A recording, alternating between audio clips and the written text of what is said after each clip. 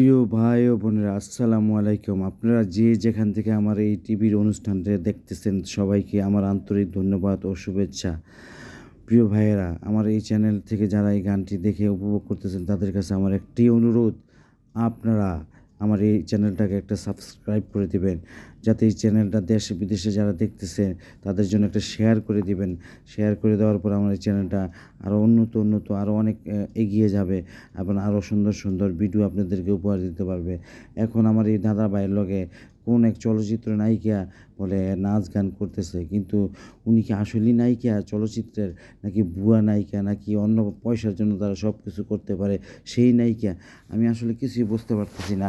তখন এক পরিচালক, চলচ্চিত্র পরিচালককে ডাকায় আনলাম, ভাই দেখেন তো উনি আপনাদের চলচ্চিত্রের এফডিসিতে কোনো ছবিতে, সিনেমাতে নাচ গান করেছে কিনা বা অভিনয় করেছে কিনা।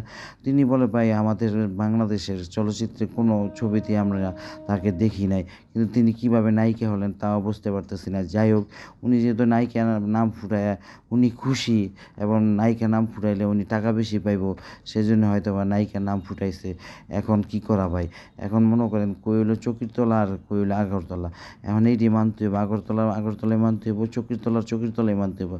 এখন কিছু করার নেই, এদেরকে চলচ্চিত্রে কোনো, তাদের শিল্পী সমিতির কোনো সদস্য নাই, তারা এফডিসিতেও যায় না, কোনো চলচ্চিত্র বানায় না। তাদের জন্য, এই সমস্ত শিল্পীদের জন্য বাংলাদেশের চলচ্চিত্র ডুবেছে। এই সমস্ত শিল্পীরা চলচ্চিত্রের নাম বিক্রি করে বিভিন্ন অপকর্ম করে বেড়ায়, বিভিন্ন প্রকার ফ্ল্যাটে তারা অপকর্ম করতে করতে।